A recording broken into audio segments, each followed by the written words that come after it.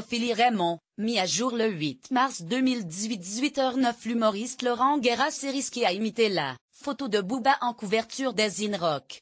Le détournement n'a pas du tout été apprécié par la rappeure, qui lui a fait savoir, mis à jour le 8 mars 2018 à 18h09, l'humoriste français Laurent Guéra a publié des photos sur les réseaux sociaux où il tourne en dérision Booba, Orelsan et Eddie de Pretto qui ont été en couverture du magazine Les In-Rock récemment. Cela n'a pas échappé à Booba, qui a répondu à l'humoriste, sans mâcher ses mots.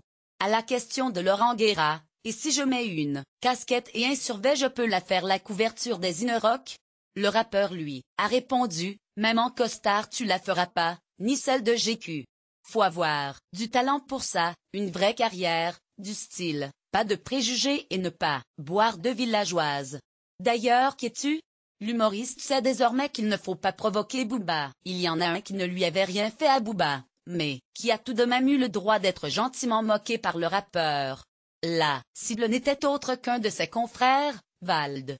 Sur Instagram, B2O a publié une vidéo de lui avec un jeune garçon, au faux air de Vald. Si l'enfant en question ne semble pas savoir parler français, ni comprendre ce que le rappeur lui raconte, ce dernier a tout de même tenté de lui faire dire des passages du morceau Bonjour de son confrère. Il essaye aussi de lui faire répéter quelques insultes mais l'enfant n'y parvient pas, un court moment ayant beaucoup fait rire le rappeur. Vald n'a évidemment pas échappé à la vidéo et l'a d'ailleurs repostée sur son compte Instagram. Si la récente moquerie à l'encontre de Vald semble être de bonne guerre, il y a 2 mois de cela, Booba pensant clasher Ruff, s'était finalement attiré les foudres de 16 geckos. Sur Instagram, Booba avait partagé une photo de Ruff en vacances en Thaïlande, aux côtés d'une femme qui, pour B2O, est un ladyboy. La légende de la photo indiquait, classique au plus, ladyboy égale double cassage de dos. Dièse 11 consolé comme on peut dièse Victoriali dièse DDRG.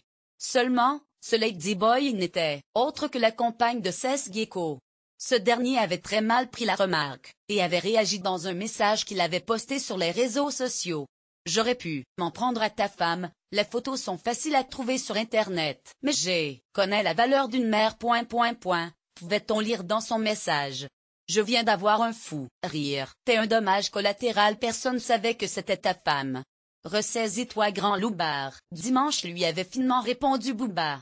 Il est donc devenu habituel de se clasher dans le monde du rap et Booba n'est pas le dernier quand il s'agit de s'en prendre aux autres rappeurs.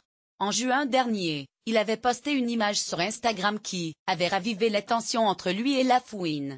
Sur l'illustration on peut voir B2O avec une énorme liasse de billets violets dans un bras, et en train d'étrangler son rival, avec l'autre. En légende on peut lire, 5000 albums vendus c'est pas mal non? On va te remettre ton disque de ciment et te l'attacher à la cheville belette baby. Sort quand dièse décédé vol.2. Booba se moquait ici des ventes de la mixtape de La Fouine qui avait donné de faibles résultats.